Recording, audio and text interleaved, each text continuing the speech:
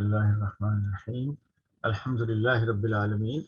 Wassalatu wassalamu ala Sayyidil Anbiya wal Mursaleen. Sharia compliance, I have retermed it as a Sharia governance. Mean Sharia compliance is a part of Sharia governance. Yeah, like so. Inshallah, you will see that how to ensure Sharia compliance in an institutional arrangement, in a investment fund, investment fund, or Islamic bank, or an Islamic company, yeah, Sharia compliant Islamic company. So the modern term for it is Sharia governance, which is adopted by IFSB, the Islamic Financial Services Board, based in Malaysia. So this is the heading. And the Sharia governance is to enhance the corporate governance, because all the legislation, government rules, and supervision, central bank and other supervision is there to ensure that corporations and companies are functioning properly according to a set of standards and governance, which makes their operations transparent, useful, and productive and profitable for all stakeholders, not just the shareholders, but consumers, managers, employees, and shareholders. So this is the definition. So let's see. We will start by defining the Sharia. This is a very difficult task. What is Sharia? Is Sharia a clause of laws? Does it mean Sharia mean Islamic law, which is clause by clause, point by point, it is defined? No. Sharia is such a original Islamic term used in the Quran and Sunnah to indicate a whole set of moral and legal guidelines and do's and don'ts to be adhered by individuals, families, and groups. So Sharia is a set of principles. It's not a law. It is a set of principles and guidelines derived from the Quran and Sunnah. And 95% of the Sharia is self-adhered, mean widely people abide by Sharia by vast majority of Muslims across the globe without any police or without any court or without any force, without any coercion. So that is the spirit of the Sharia belief system, like Rahafuddin, and moral system which cannot be verified by courts and law.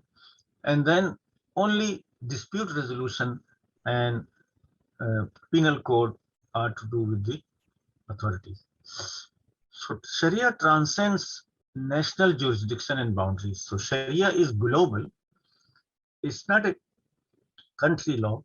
It is a global moral and legal system which encompasses not only the psychology, but individual behavior, group behavior, family behavior, and the country and nation and the whole globe.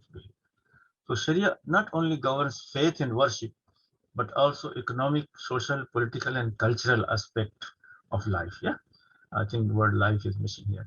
So Sharia can be understood as an extra layer of jurisdiction in a multi-layered world of regulation and authorities. So as like UK companies or American companies, if they operate in Africa or in Far East, they have to adhere to two set of laws. One is the original jurisdiction, US or European jurisdiction, and the second law will be the local jurisdiction. So that Sharia is like another third layer of adherence to certain principles and guidelines, which is interpreted and applied by institution through their Sharia boards. So today we are going to see how this like a compliance to Sharia or adherence to Sharia in financial and business activities, how it is done. So this is like a very long presentation. Inshallah, if you can spare your questions in writing or by verbal at the end, once I have covered all aspects of it. Yeah? So this is Sharia definition. Now we have 4 compartments of Sharia governance. Yeah? So first is Sharia board, how they are appointed and how they are constituted and what do they report. And so Sharia board in every institution, sometimes it is 1 person, sometimes 2, 3 and more, 5, 7 and 9 in case of central banks. And then the second issue will be Sharia review, how we so there will be internal Sharia review and then external Sharia review by Sharia board and audit and governance committee.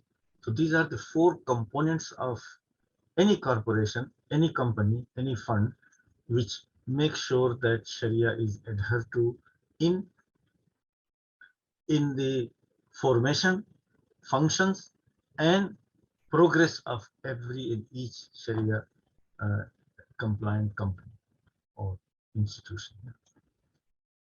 Okay, so this around these 4 functions, we will be, I will be, dealing with one by one. So Sharia governance structure, how they are structured. I mean, many people, I mean, you as a consumer, you have right to say that, how do I know? And I do get every day, every week, questions from across the globe that whether this product or that product, this company and that company, is this Sharia compliant?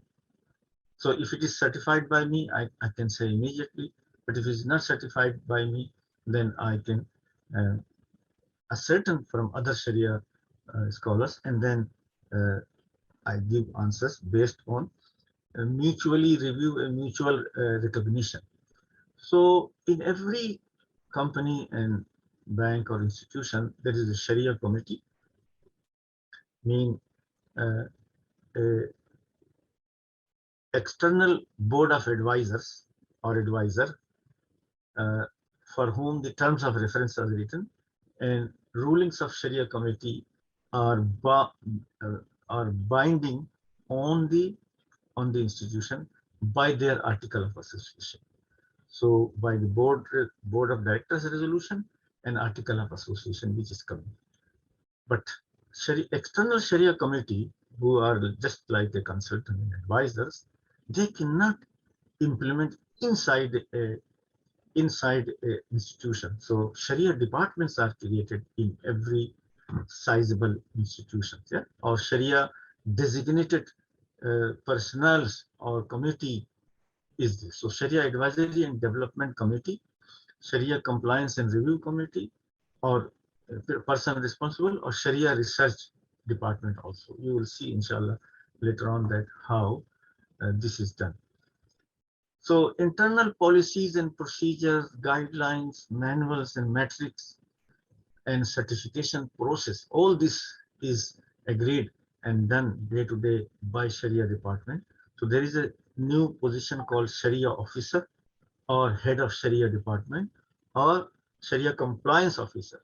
Like in every institution, there is a legal compliance department, legal compliance and assurance personnel, internally and externally by the auditors and things like that. So Sharia compliance manuals are created that for each product like Islamic home finance or deposit account or investment account or the current account, there will be a set of rules. Sharia compliance manual, guidelines on Sharia committee will be there, that how the department interacts with the Sharia committee. And Sharia compliance certification is done. You will see, you can just visit any and every bank, and for their each and every product, you can see the certification in brief and long-term resolution signed by either chairman or many members of the Sharia committee. Like if you visit Al Rayyan Bank, Islamic Bank of Britain, formerly, you will see my and other Sharia scholars' signature on most of the products. Hundreds of certificates we have signed for the Islamic Bank Al Rayyan. So guidelines on services and transactions are given in every department and every product, like treasury department, like wholesale investment and deposit account, current account, Islamic home finance, whatever the suites of products, there is an internal manual. This is how the Sharia governance and Sharia compliance is assured in any institution. Because Sharia governance is part of the overall functioning of a institution, so Sharia compliance is the backbone of Islamic finance and banking. If there is any lapse in Sharia compliance, then what happens? The institution lose the credibility and lose their business rationale. They start making losses and they have to close down. So the Sharia compliance gives legitimacy to the practice of Islamic banking and finance and funds and institution and companies. And even takaful, just not the banking, but Islamic banking, finance, and insurance, takaful. And Sharia compliance boosts the confidence of the shareholders and other stakeholders. Apart from customers and the managers, shareholders are all assured by annual report that overall most of the like all the products and execution products and services were compliant with Sharia. This is the benefit of the Sharia governance. So now we decipher each and every component of the Sharia governance, Sharia compliance. So first of all, how the Sharia board is enacted or constituted.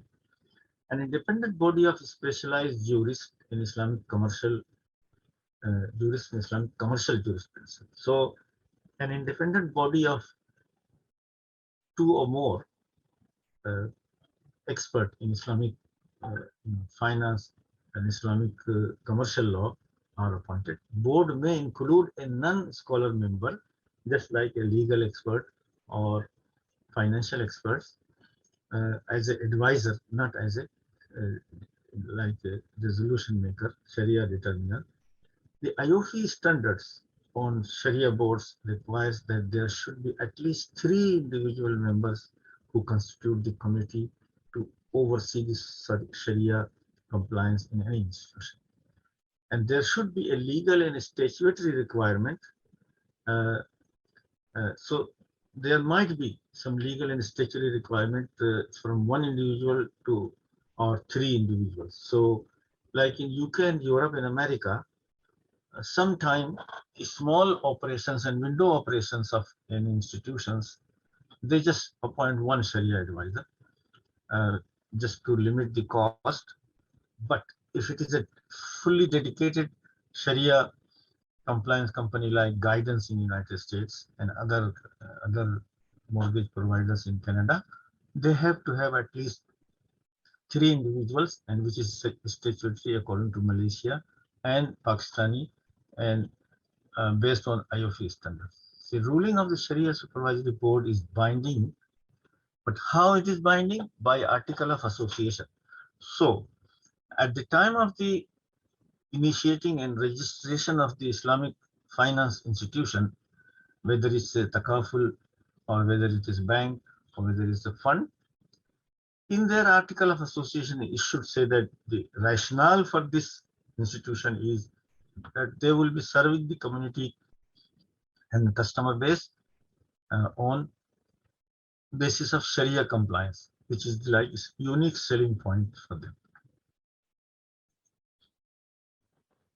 So who can be Sharia advisor? I mean, just having 1 or 2 diploma courses, is this sufficient? No. The member have either qualification or possess necessary knowledge or expertise in Islamic fiqh, usul al-fiqh, and Islamic transaction, commercial law. So beyond just being graduate of Islamic studies, one has to be specialist in usul al-fiqh and law of transaction, fiqh al-mu'amalat in short. Yeah?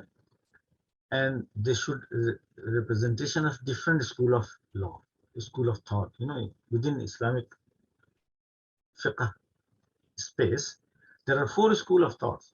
So depending on the customer base, like if it is a Morocco and Libya, there should be a Maliki scholar. Yeah? Or if it is like Oman, Sultanate of Oman, there should be an Ibadi scholar also. Yeah? Because that is the customer base.